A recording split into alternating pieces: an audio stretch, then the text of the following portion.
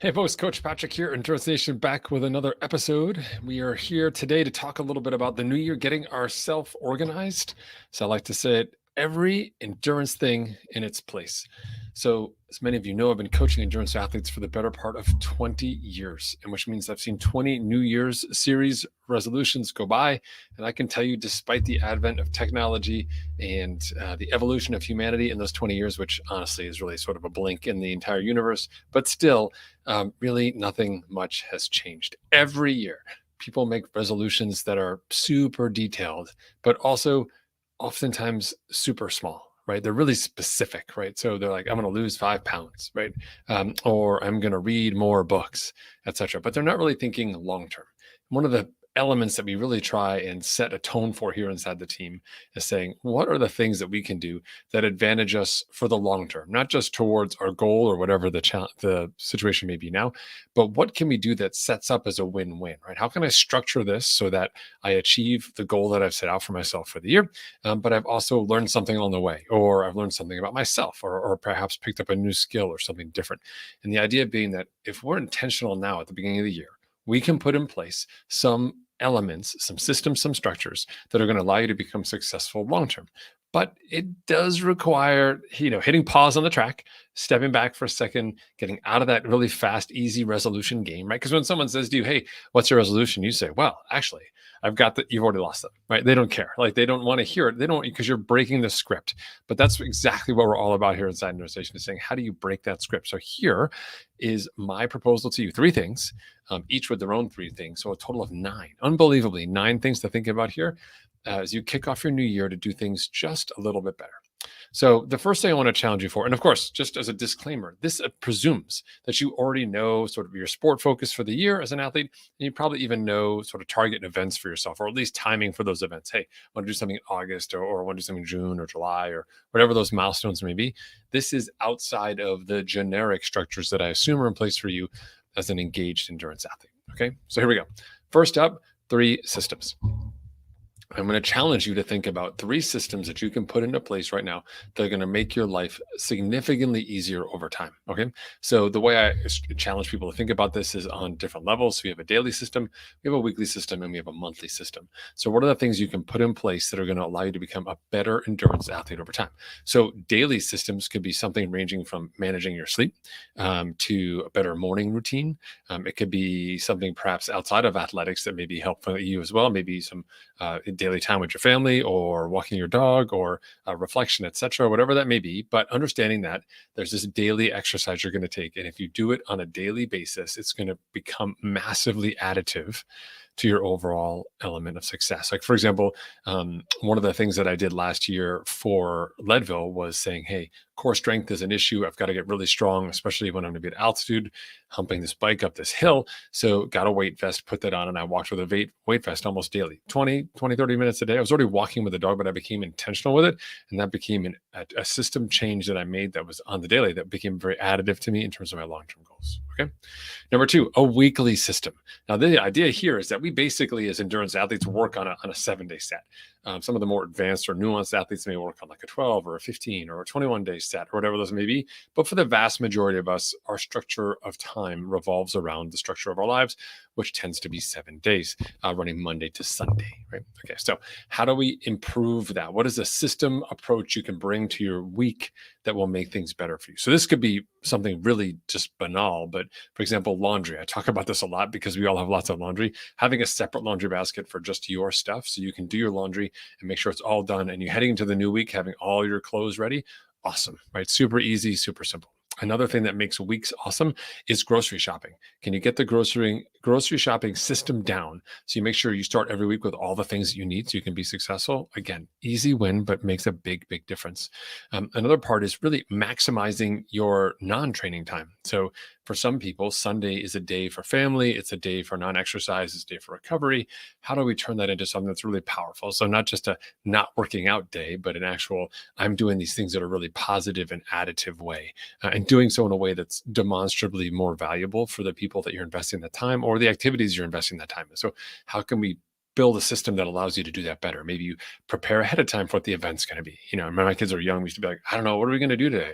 We spent an hour and a half just thinking about what we're going to do, and we could have already been on our way to do something. So just getting better at that sort of life system can be really beneficial for you and helpful. And this also really goes over to the work space as well. That our mindset that we bring to the workplace as athletes is fundamentally different than how other people think about work. So how do you structure your days like you structure your workouts? If those workouts and that workout system really is effective for you, think about more managing your work like that. Dedicated time, recovery intervals, certain things on certain days, recapping at the end of the week, setting intentions at the beginning of the week. All those elements are very similar to what we do as athletes, but you can really dive into that and turn that into a structural advantage for you if work is perhaps a place where you want to see some kind of leap, growth, or advantage for yourself. And then finally, some kind of a monthly system. What are easy monthly systems to put in place that will change who you are? So one option that we do inside the team by default is just the monthly recap.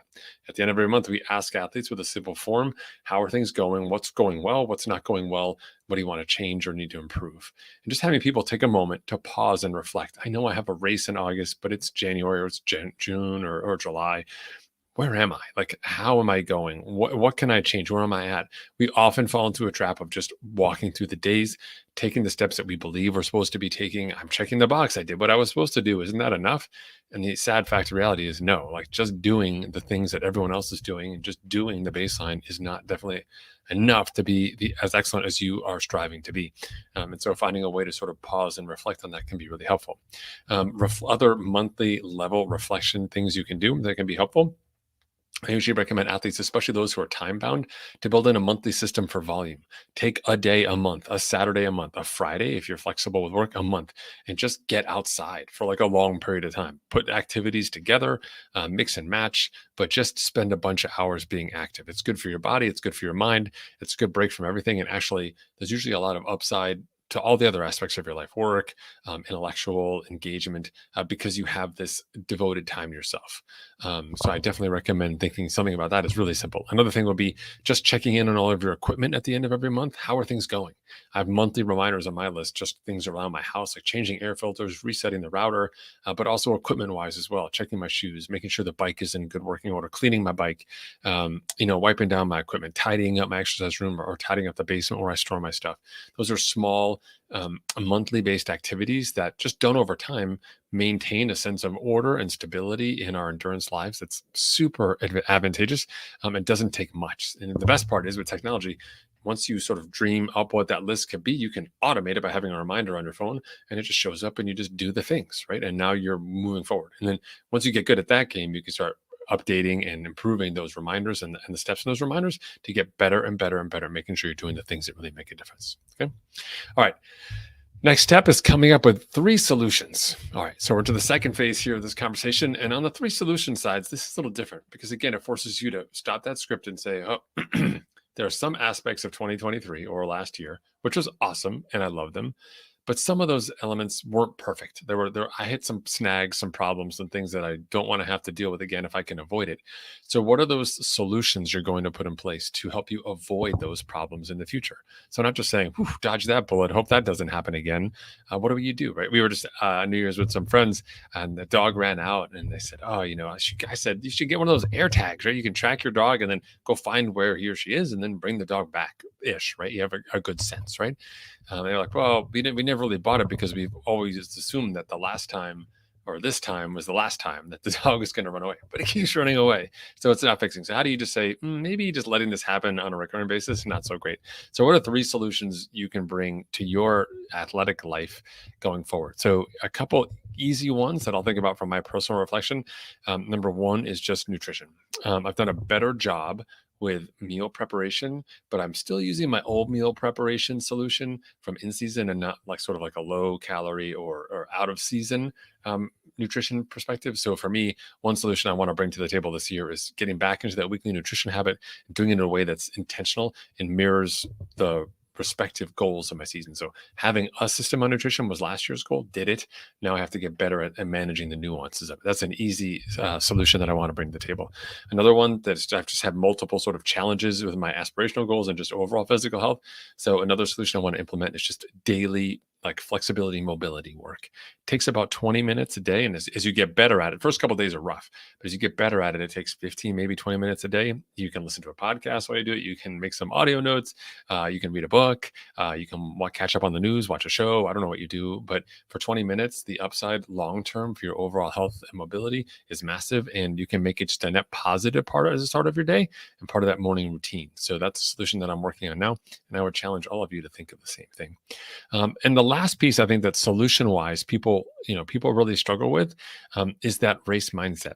And so if you haven't already, going back, we talked about this in previous episodes, but I'm going to touch on it again here, which is saying, how do I solve for becoming a better racer when I need to race? How do I do a better job of getting into that race mindset? And one of the ways I think you can do that is to incorporate aspects of your race mindset into how you just operate on a regular basis. For us, the race mindset inside Interstation is built around the 4 keys, right? So race day is about execution, not fitness. Nothing matters until the line. You get to the line inside the box, and then you have your one thing. When you think about all of those pieces, what really matters to you, and taking some of those elements out and saying, which one do I need to work on? Do I need to work on my one thing? I need to work on really making sure I'm doing the right work so that when I get to the line, I can do the good work, make sure I'm pacing myself appropriately. Am I making smart, frequent decisions, etc. Taking some aspect of that and sort of bringing it into your day-to-day life makes a big difference. In my world, I'm bringing that lens to apply on my entrepreneurial work, not just for Endurance Station as a project, but our other projects as well. There's several other fitness projects out there that we run, from our camps at Mile 18 to Start the Streak for runners who are getting into running, the 10 hours training system, all of those pieces all live out there. So really taking a good hard look at those and deciding what's the most important thing and how am I going to execute on that, bringing some of that mindset there. So I think there's solutions, even if you're not an entrepreneur mindset, if you're just for your own business, work, your own division, or even like a side project that you're trying to turn into maybe a side hustle, all those things can be really beneficial to you. All right, so that's number 3. So we had 3 systems, we had 3 solutions, and now we have 3 stretches. This is the fun part for me. So, okay, those other parts are sort of like investment opportunities. As where am I put my time, energy, money in a way that's going to net benefit me? Let's kind of pivot a little bit here and just say, okay, so what are the 3 stretch things that I want to do this year, and how am I going to do them? In this case, we get to be a little creative. After all, if we have fitness, we want to do cool shit with it, but you got to come up with some cool shit to do. So what is some of the cool shit that you want to do for the year, that you might not otherwise be able to do if you weren't focused on it? So this isn't just do the local 5K. Maybe it could be do the local 5K with your family, your kids, or maybe a friend, companion who's not really into running. And so be a stretch for you to kind of get that person going and motivated, and for you to be patient enough to do all that stuff. That's great. But what I'm talking about specifically here from a stretch perspective is like sort of athletically for you, what's a big stretch goal for you?